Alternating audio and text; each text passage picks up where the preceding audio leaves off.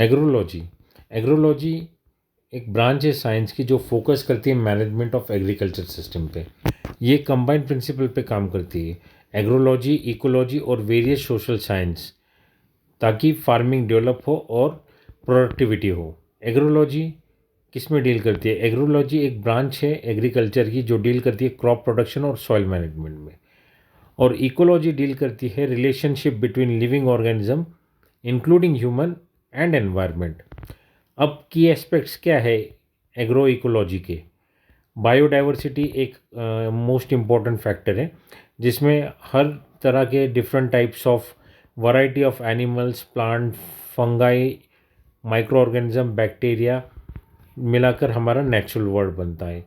और ये जितने भी स्पीसीज़ है, ऑर्गेनिजम्स है, ये वर्क करते हैं एक साथ ताकि हमारा इकोसिस्टम बना रहे, मेंटेन रहे और बैलेंस रहे।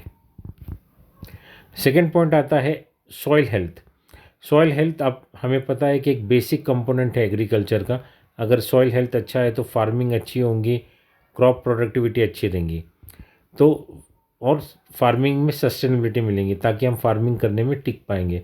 तो एग्रोलॉजी प्रमोट करती है प्रैक्टिसेस को जिससे हमारी सॉइल की क्वालिटी इम्प्रूव हो।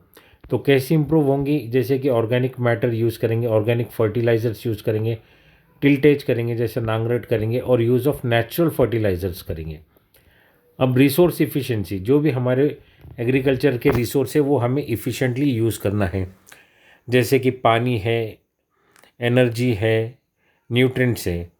तो वो कैसा करेंगे कि जैसा ड्रिप इरिगेशन करेंगे, उससे पानी इफ़िशेंटली यूज़ होगा। इफ़िशेंट न्यूट्रिशन यूज़ करेंगे। न्यूट्रिशन हम मैक्सिमम ट्राई करेंगे वाटर न्यूट्रिशन करें, और क्रॉप का डाइवर्सिफिकेशन करेंगे। इससे हमारा क्या होगा, रिसोर्स इफ़िशेंसी अच्छे से रहेंगी, तो हमारी क्रॉप का जो आउटपुट है, प्रोडक्शन का आउटपुट है, वो ज़्यादा रहेगा। रिड्यूस केमिकल इनपुट, हमें पता है कि एग्रो इकोलॉजी हमेशा स्ट्राइव करती है, वार्निंग करती है कि सिंथेटिक केमिकल्स, पेस्टिसाइड्स, फर्टिलाइज़र जो भी मार्केट में है उसको प्रमोट नहीं करती है। वो प्रमोट करती है ऑर्गेनिक फार्मिंग को, ताकि क्रॉप का हेल्थ भी अच्छा रहे, और जो वो क्रॉप के फ्रूट्स कंज्यूम करता है, वो उन जैसे ह्यूमन बींग्स है उनका भी हेल्थ अच्छा रहे, और इकोलॉजिकल फुटप्रिंट्स बना रहे। लोकल नॉलेज और एडेप्टेशन, एग्रो इकोलॉजी प्रैक्टिस करती है लोकल नॉलेज को, ट्रेडिशनल फार्मिंग टेक्निक्स को जो जनरेशन से चली आती है, वो अप्रोच करती है और प्रमोट करती है adaptation of to the local conditions. अब crop rotation and polyculture rather than monoculture, बोले तो एक ही क्रॉप हम बार बार लेने से अच्छा है कि हम क्रॉप रोटेशन करते रहे, क्योंकि एक क्रॉप के लिए जो न्यूट्रिशन लगते हैं दूसरे क्रॉप के लिए डिफरेंट्स रहते हैं। तो क्रॉप रोटेशंस अगर रहे तो, और दूसरा है growing multiple crop, polyculture, multiple crop in the same field. For example inter cultivation, जैसे वीट है और फ्रूट प्लांट्स है ऑफ प्रोमोगेनेट और गोवा।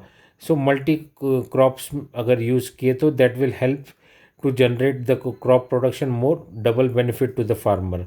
और इससे पेस्ट कंट्रोल भी हो जाएगा और डिजीज़ की प्रोबेबिलिटी कम हो जाएंगी।